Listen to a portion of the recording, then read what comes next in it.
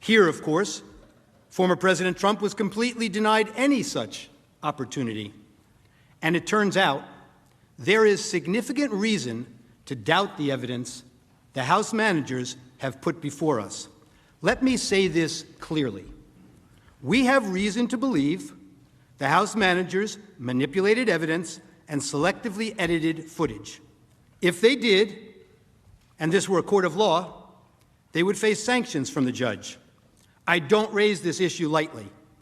Rather, it is a product of what we have found in just the limited time we have had since we first saw the evidence here with you this week. We have reason to believe that the House managers created false representations of tweets, and the lack of due process means there was no opportunity to review or verify the accuracy. Consider these facts. The House managers, proud of their work on this snap impeachment, staged numerous photo shoots of their preparations. In one of those, Manager Raskin is seen here at his desk reviewing two tweets side by side. The image on his screen claims to show that President Trump had retweeted one of those tweets. Now, members of the Senate, let's look closely at this screen, because obviously Manager Raskin considered it important enough that he invited the New York Times to watch him watching it. Now, what's wrong with this image? Actually, there are three things very wrong with it. Look at the date on the very bottom of the screen on Manager Raskin's computer screen when we zoom in to the picture. The date that appears is January 3rd, 2020, not 2021. Why is that date wrong? Because this is not a real screenshot that he's working with.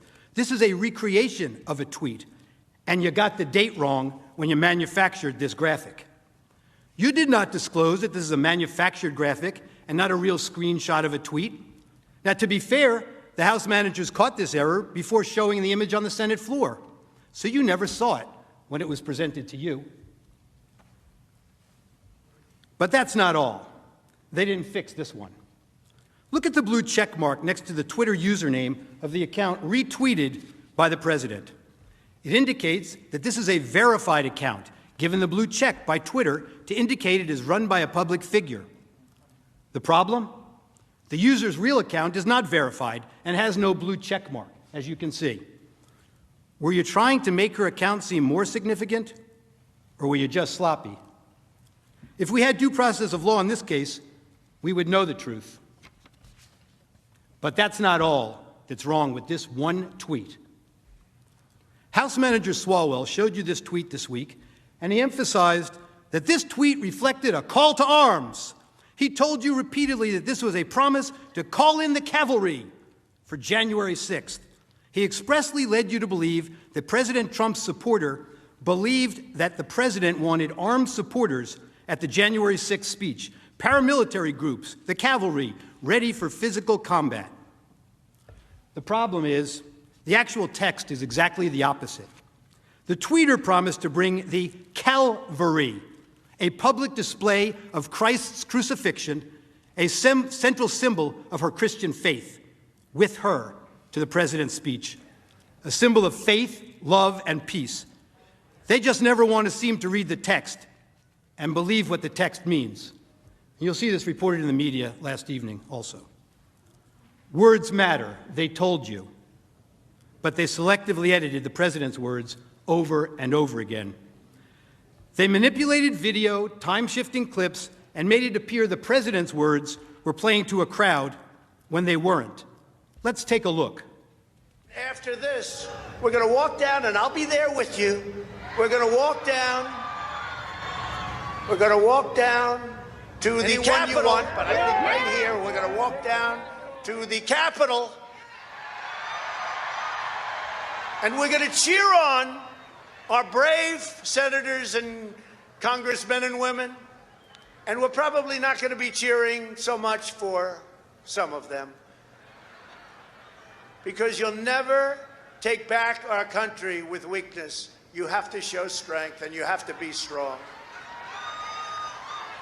We have come to demand that Congress do the right thing and only count the electors who have been lawfully slated.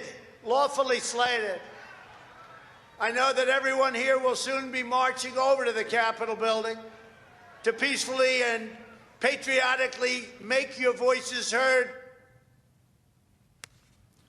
And we are going to walk down to the Capitol. They showed you that part. Why are we walking to the Capitol? Well, they cut that off. To cheer on some members of Congress and not others, peacefully and patriotically. The Supreme Court ruled in Brandenburg that there's a very clear standard for incitement. In short, to paraphrase, whether the speech was intended to provoke imminent lawless action, and was it likely to do so. Go to the Capitol and cheer on some members of Congress, but not others. They know it doesn't meet the standard for incitement, so they edited it down.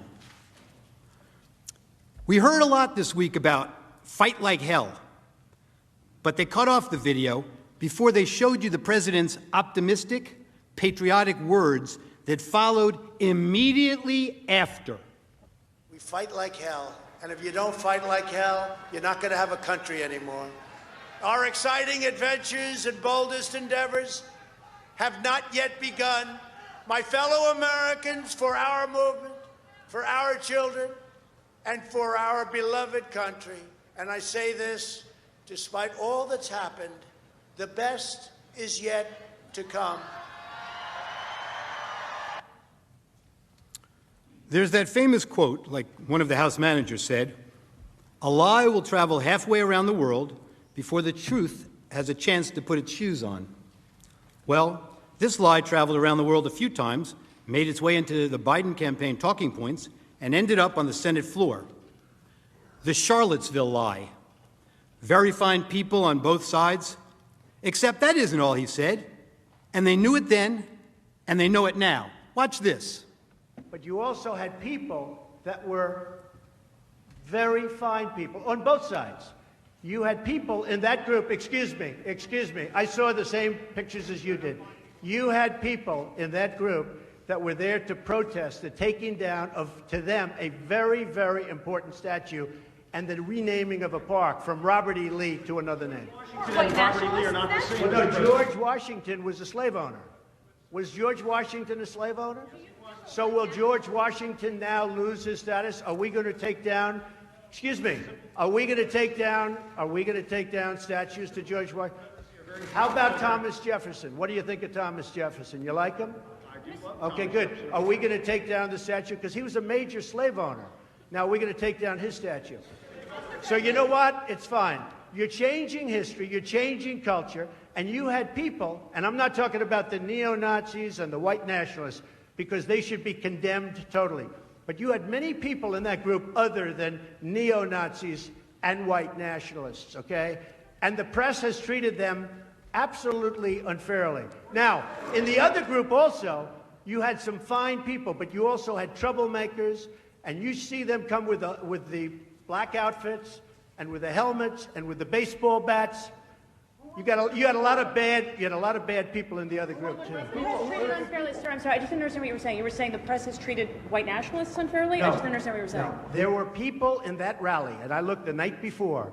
If you look, there were people protesting very quietly the taking down of the statue of Robert E. Lee. I'm sure in that group there were some bad ones. The following day it looked like they had some rough, bad people. Neo-Nazis, white nationalists, whatever you want to call them. But you had a lot of people in that group that were there to innocently protest, and very legally protest, because, you know, I don't know if you know, they had a permit. The other group didn't have a permit. So I only tell you this, there are two sides to a story. I thought what took place was a horrible moment for our country, a horrible moment. But there are two sides to the country. Does anybody have a final? Does anybody have, you have an infrastructure. What makes you think? This might be today the first time the news networks played those full remarks in their context. And how many times have you heard that President Trump has never denounced white supremacists? Now you in America know the truth. Here's another example. One of the House managers made much of the president's supposedly ominous words of, "You have to get your people to fight," But you knew what the president really meant. He meant that the crowd should demand action from members of Congress and support primary challenges to those who don't do what he considered to be right. Support primary challenges, not violent action. I know what he meant because I watched the full video, and so did the House managers, but they manipulated his words.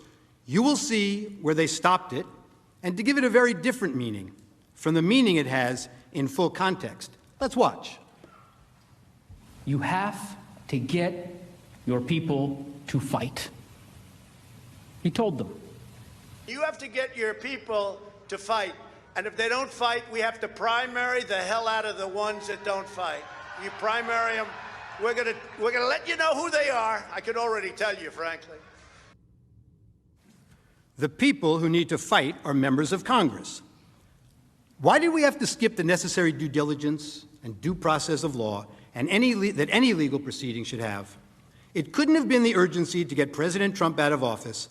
House Democrats held the articles until he was no longer president, mooting their case. Hatred, animosity, division, political gain, and let's face it, for House Democrats, President Trump is the best enemy to attack.